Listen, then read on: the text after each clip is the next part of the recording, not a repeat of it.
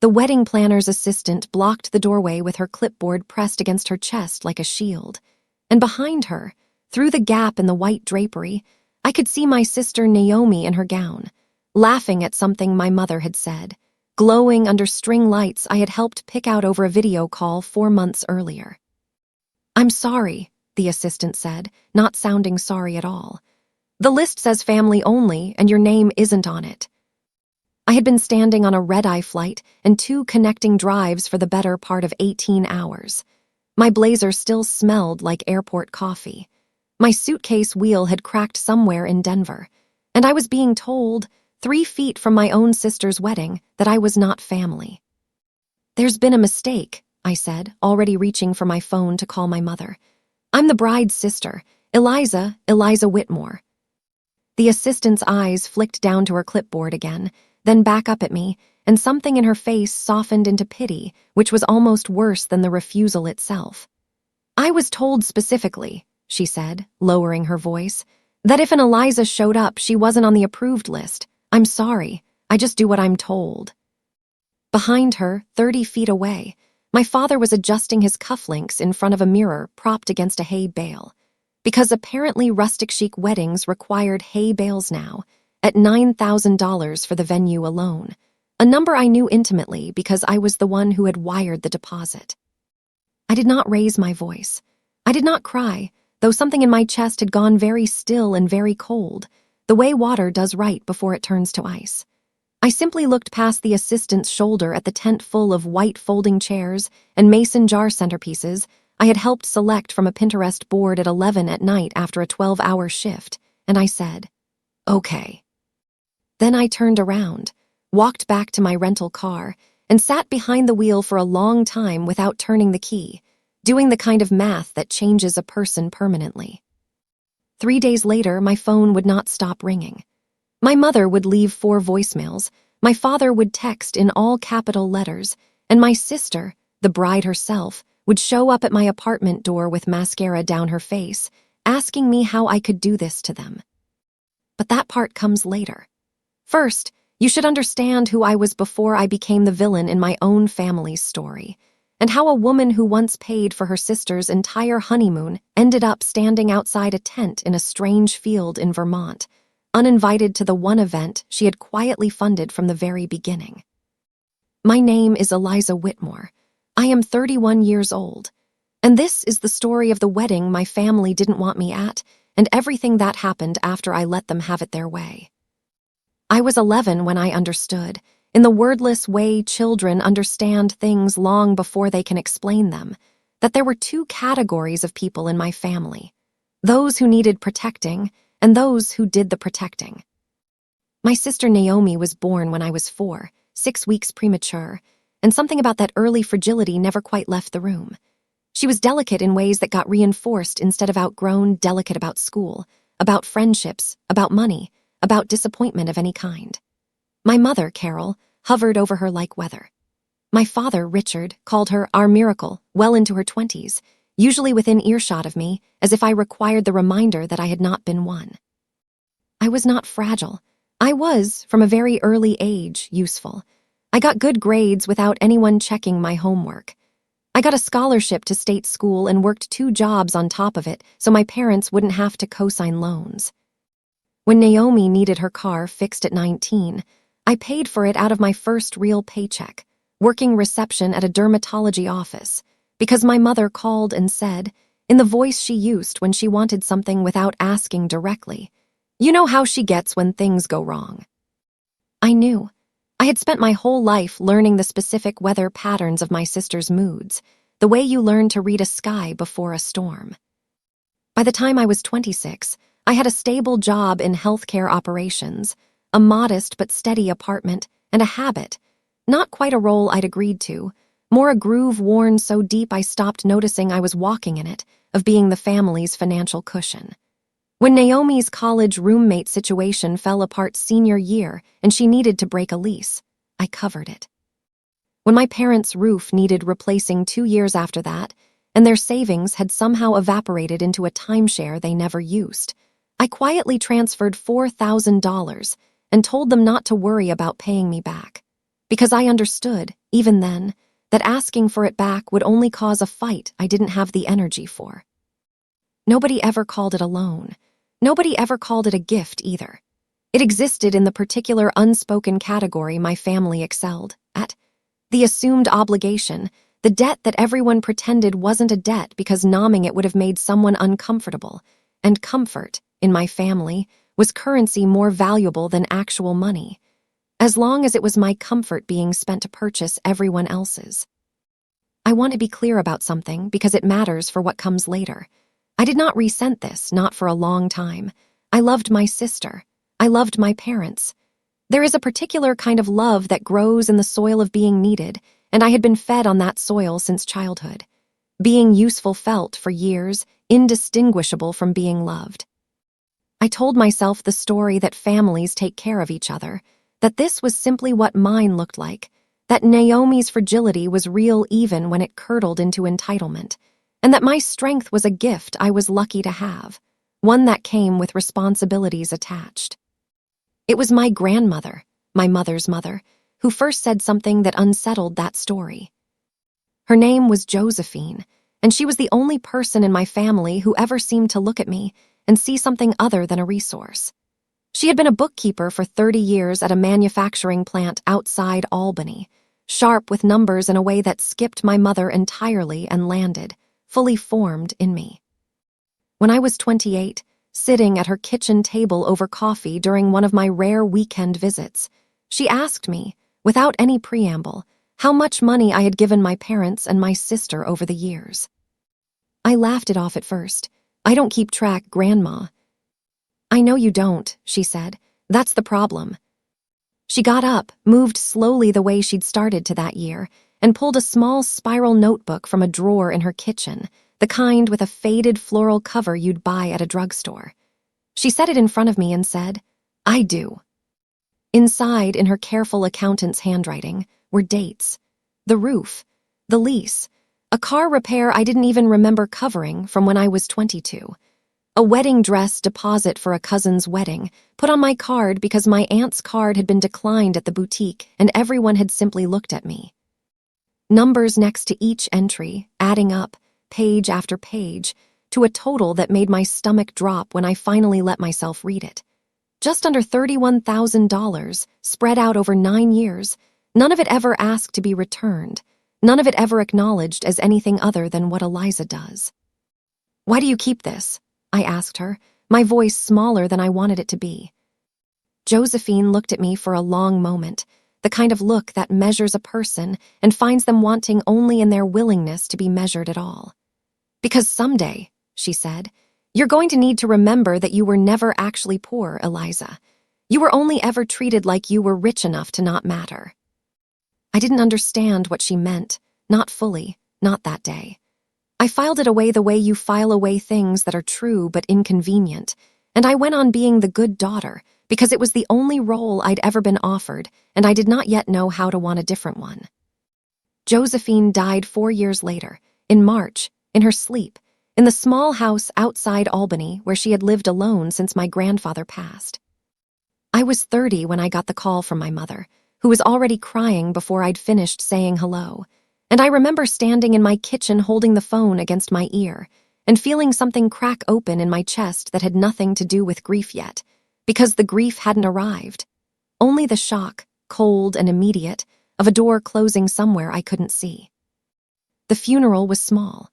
Josephine had outlived most of her friends, and the family that remained gathered in a way that felt, even through my sadness, oddly performative, my mother in black.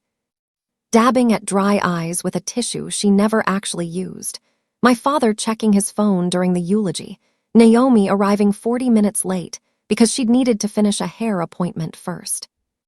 I was the one who had visited Josephine most in the last years. Not out of duty exactly. By then it had stopped feeling like duty, but because she was, plainly, the only person in my family who had ever asked me a real question and waited for a real answer.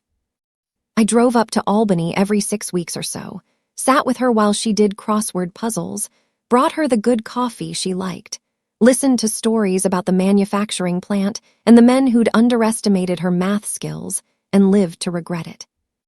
3 weeks after the funeral, her lawyer, a soft-spoken man named Arthur Pell, who had handled her affairs for over 2 decades, called and asked if I could come in for the reading of the will. He specified, gently, that it would be just me, at my convenience, separate from the rest of the family, because Josephine's instructions had been explicit about that. I remember sitting across from him in his small office, wood-paneled and smelling faintly of old paper, while he opened a folder and slid a document across the desk. Josephine had left the bulk of her estate, the house, her modest but well-managed investment accounts, a life insurance policy she'd apparently kept current for 30 years without anyone in the family knowing the amount, to me. Not divided evenly among her grandchildren. Not split with my mother. To me, specifically, by name, with a letter attached that Arthur said she had written 8 months before she died, sealed, with instructions that I read it alone. I did not open it in his office. I drove to a parking lot outside a grocery store, sat in my car, and opened it there, because some things are too large to unfold in front of a stranger, however kind. The letter began, "Eliza, if you are reading this, I am gone, and you are, no doubt, already worrying about what your mother and sister will say." She was right. I was already worrying. She went on, "I will not reproduce all of it here, because some of it was private in the way that only a grandmother's last words to a granddaughter can be private. But the heart of it was this. She had watched me, for years, absorb the financial and emotional weight of a family that treated my competence as an invitation rather than a gift. She had kept her notebook, she wrote, not out of bitterness, but out of a determination that someday, somewhere, there would be a record that Eliza gave, and was never asked what she needed in return. This is not charity, she wrote. This is repayment from someone who noticed. I am not leaving this to you because you are my favorite, though you are. I am leaving it to you because you are the only one who ever earned it honestly, and the only one who would never have asked for it. Use it to build a life that is yours. Do not let them make you feel guilty for having something, finally, that is only yours." She had one more instruction, and it was specific enough that I remember it word for word. She asked that I not disclose the inheritance to my parents or my sister until I was ready, on my own timeline, and that I never let anyone guilt me into treating it as family money simply because we shared a bloodline. I sat in that parking lot for almost an hour, crying in the particular way you cry when grief and vindication arrive in the same breath, and you don't know which one to feel first. I did not tell my family, not because I intended to deceive them forever, but because some instinct, call it Josephine's last gift to me, a kind of borrowed shrewdness, told me that the moment they knew, the inheritance would stop being mine and start being a resource to be managed, the way everything else about me had always been managed. I let them believe Josephine's estate had been modest, split a few ways, nothing remarkable. My mother mentioned once, at a dinner a month later, that she assumed the house would be sold and split the normal way. And I said only, "Arthur's handling all of it," which was true, and left it there. For the first time in my adult life, I had something that was entirely, unquestionably mine. And for the first time, I understood what Josephine had meant years earlier at her kitchen table. I had never been poor. I had only ever been treated like I didn't matter enough to keep. Naomi got engaged 5 months after Josephine's funeral, to a man named Colin who worked in commercial real estate, and had, from the very first dinner I met him at, the particular polish of someone who had never once in his life wondered whether he could afford something. They announced it at a family dinner with the kind of theater usually reserved for awards shows. Naomi crying, my mother shrieking, my father standing to hug Colin with the visible relief of a man whose daughter had finally been secured by someone with a steady income. I was happy for her. I want that on the record because everything that follows might make it sound otherwise, but it isn't true. I loved my sister, complicated as that love had always been, and I wanted her wedding day to be everything she wanted it to be. The trouble started 3 weeks later, at a planning brunch my mother organized, ostensibly to discuss guest lists and venues, but which functioned, in practice, as a budget meeting disguised as a celebration. Naomi had her heart set on a venue in Vermont, a converted barn property with string lights and a view of the mountains, the kind of place that photographed beautifully and cost accordingly. The estimate, once catering, florals, a live band, and the venue itself were added together, came to just over $38,000. Colin's parents, it turned out, had offered to contribute exactly nothing beyond the rehearsal dinner, citing, through Colin, a philosophy that the bride's family traditionally handles the wedding, a philosophy that seemed to have been discovered specifically for this occasion. My parents' contribution, after some hedging, turned out to be $6,000, most of which my father admitted, sheepishly, would need to come from a retirement account withdrawal. That left roughly $32,000 unaccounted for, and I watched, over the course of that brunch, my mother's eyes travel to me with the particular gravity of a woman about to ask for something she'd already decided was owed to her. "Eliza," she said, setting down her mimosa with a little too much care, "you're in such a good place right now, financially, and you know how much this means to your sister." I did know. I had known my whole life how much everything meant to my sister, because I had spent 31 years absorbing the cost of things mattering to her. I said I would think about it. That night, alone in my apartment, I opened the folder where I kept Josephine's letter, read it again, and felt something in me, something that had been bending quietly for 3 decades, begin, finally, to reconsider whether it wanted to keep bending. But I did not say no. Not yet. I want to be honest about the ways I still, even then, found it hard to disentangle myself from the old pattern. 2 weeks later, at another dinner, with my sister's eyes wet and pleading and my mother's hand resting on my arm like a held breath, I agreed to cover the venue in full. $38,000, wired directly to the venue's account, at my mother's request, so there's no confusion about who paid for what down the road, a phrase I did not examine closely enough at the time. I told myself this was different from the roof, different from the car, different from all the small, absorbed costs of my childhood and 20s. This was my sister's wedding. This was, I told myself, a gift I was choosing to give, not an obligation extracted from me, even though the distinction, looking back, was thinner than I wanted it to be. What I did not know, what I would not learn until 3 days before the wedding itself, was that my mother had quietly decided, sometime in the months that followed, that my presence at the wedding and my money were 2 entirely separate questions, and that only one of them was actually welcome. The trouble began, as trouble in families so often does, with a group text. It was 6 weeks before the wedding. Naomi had created a thread titled Wedding Final Details, and in it, over the course of several days, the seating chart, the timeline, and the guest list were hashed out in exhaustive detail. I contributed where I could. I'd offered to help coordinate the rehearsal dinner logistics, since I was, by then, functionally the wedding's second largest financial stakeholder after Naomi herself. It was in that thread that I first noticed something odd, a conversation about family-only moments, a private ceremony before the public one, a small gathering at sunrise the morning of the wedding, where the immediate family would exchange a private toast, that seemed to be happening around me rather than with me. My mother would reference it obliquely. "We'll finalize the sunrise group soon," but I was never asked whether I wanted to attend, and when I asked directly, the responses were vague. "Still figuring out logistics," Naomi wrote. "Don't worry about it," my mother wrote, separately in a private message that struck me, even then, as strange in its dismissiveness. I let it go. I had a demanding stretch at work, a systems migration I was leading, 12-hour days for most of that month, and I told myself I was reading too much into scheduling logistics. 3 days before the wedding, I flew from Chicago to Burlington, rented a car, and drove the 2 hours to the venue, arriving the evening before the ceremony as planned, ready to help with final setup the way I had for every family event of consequence for a decade.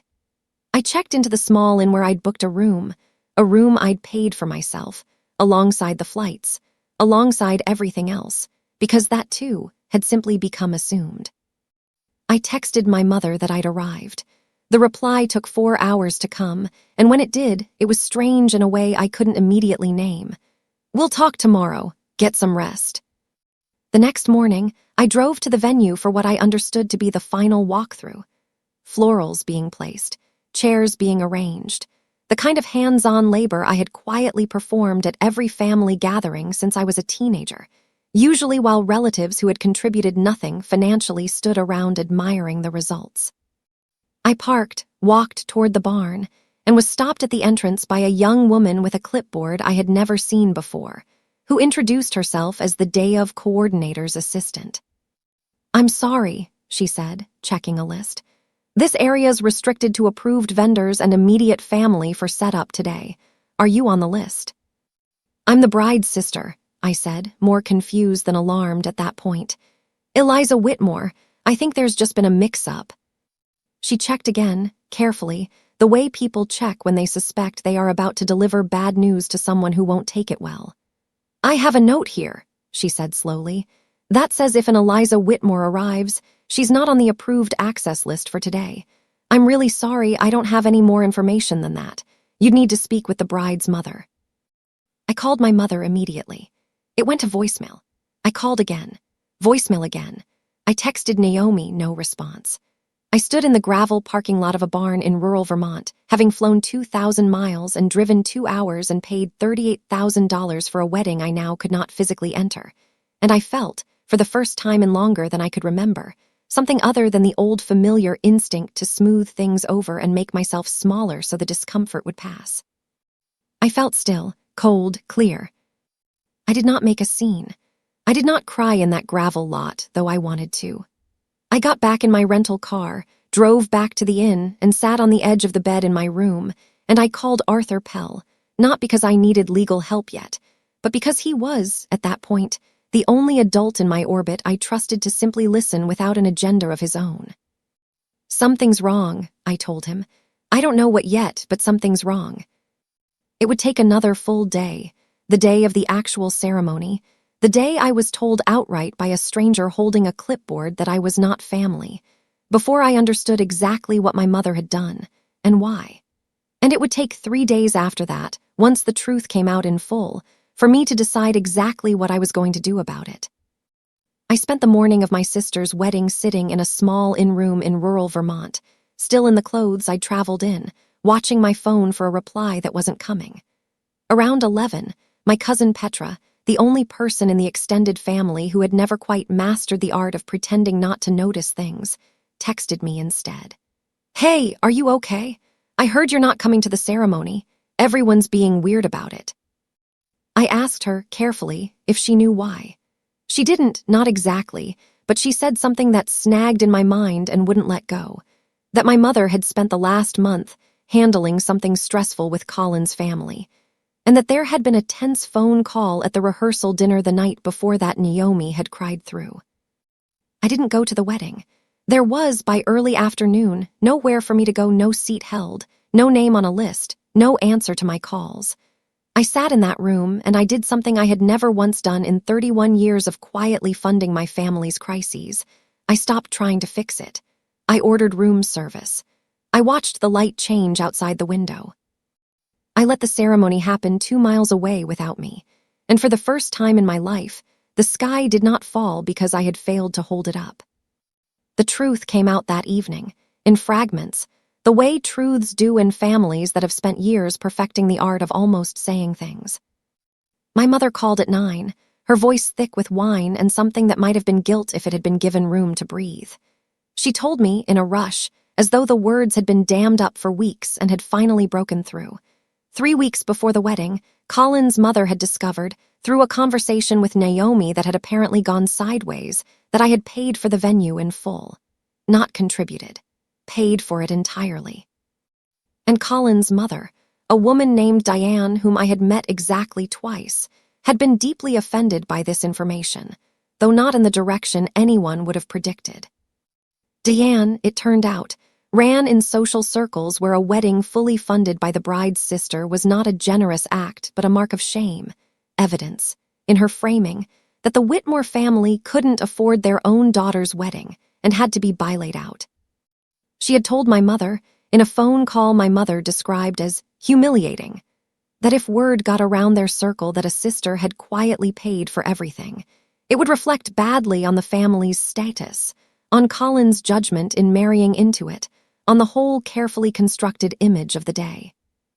My mother's solution, and I want to say this plainly, because I have turned it over in my mind many times since and it does not get easier to understand, had not been to defend me, or to correct Diane's ugly assumption, or even to simply tell the truth.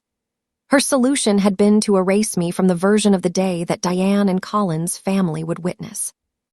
If I wasn't visibly present, the story could be told that the family had paid for the wedding themselves, through some vaguer, unspecified means, and my $38,000 could remain a private fact rather than a public humiliation.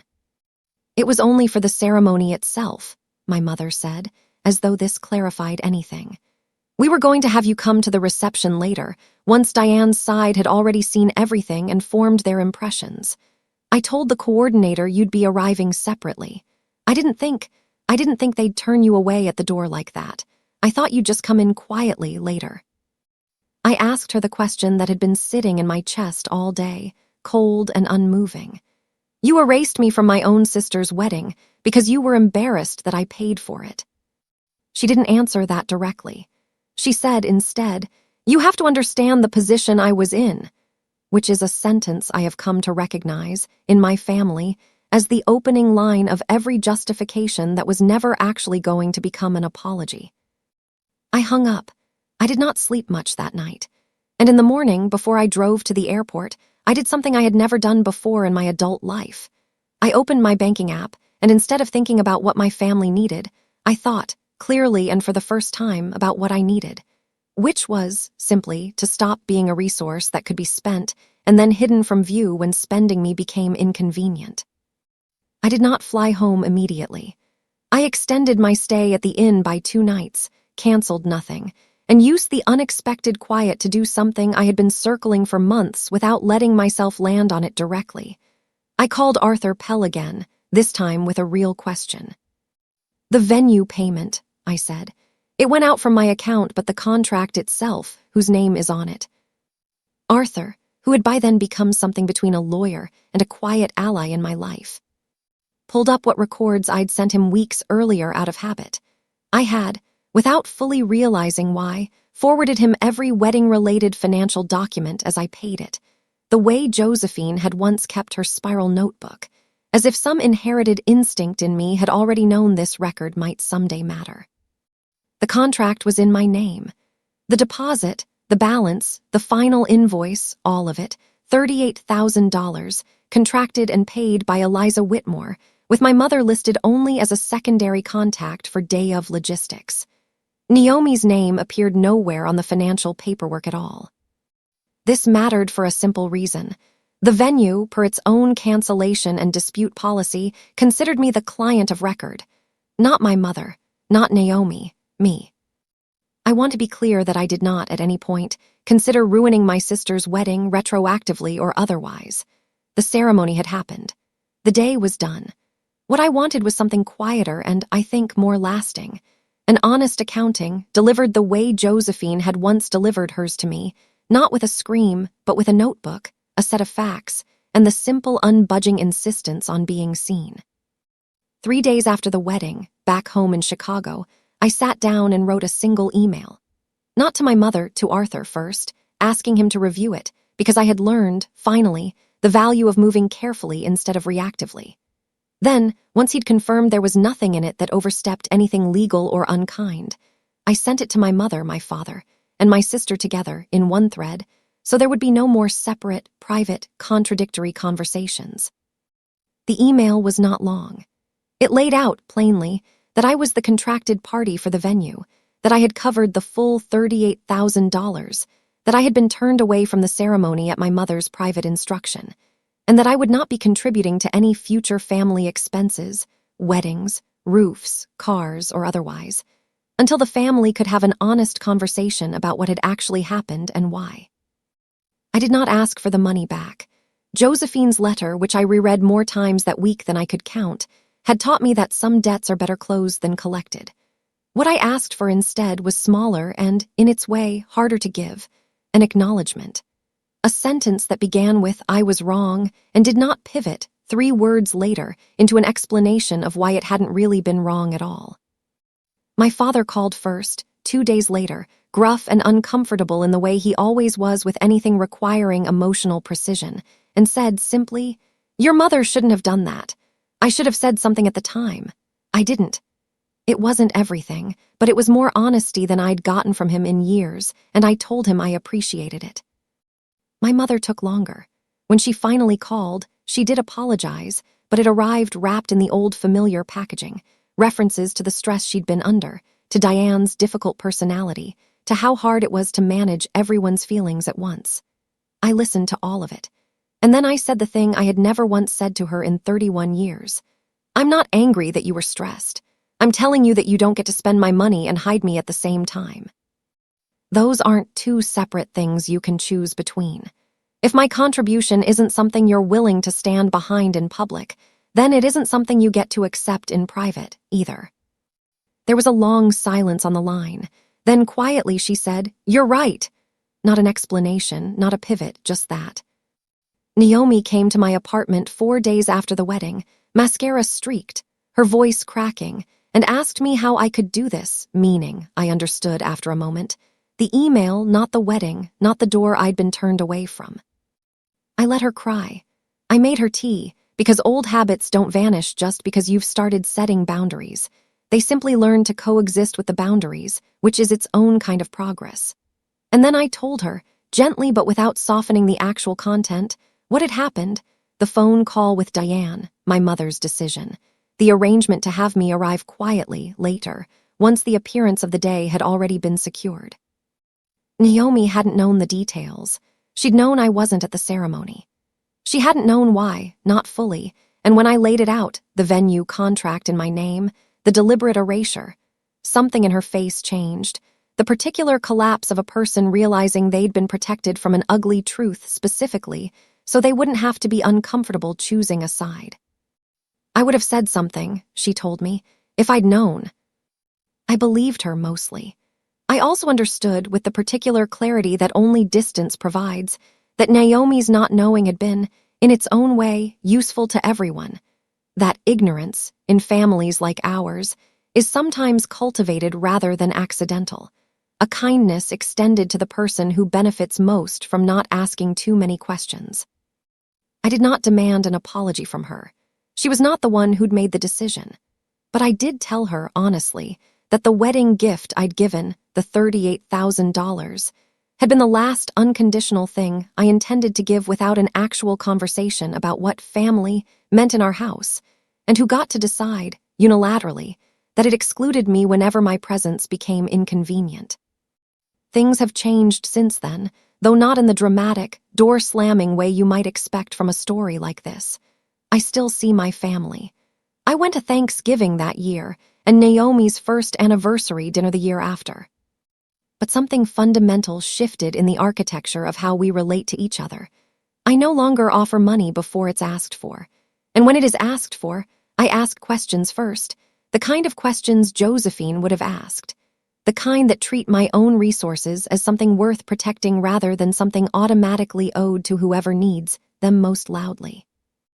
My mother has never fully explained why Diane's opinion mattered more to her than my presence at my own sister's wedding. I've stopped expecting her to. Some answers, I've learned, are not owed to you just because you deserve them. Sometimes you simply have to decide, on your own, what you're going to do with the absence of an answer.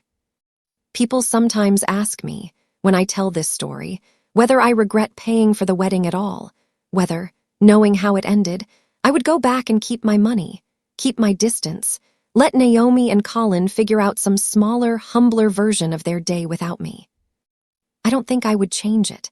Not because the money didn't matter, but because the door I was turned away from taught me something my grandmother had been trying to tell me for years, at her kitchen table, with her spiral notebook and her careful accountant's handwriting. That being useful and being valued are not the same thing, and that a family, any family, will keep drawing on the difference for as long as you let them. Josephine left me more than an inheritance. She left me a record and a permission slip I hadn't known I needed. Permission to keep my own ledger, to notice when the giving had stopped being mutual, and to say, clearly and without apology, that I would not keep paying for a seat at a table I wasn't actually welcome at. I think about her sometimes, at family gatherings now, the ones I still choose to attend on my own terms. I think about the version of me who sat in that gravel parking lot in Vermont, cold and stunned and quietly deciding, for the first time in her life, to stop making herself smaller so everyone else could be comfortable.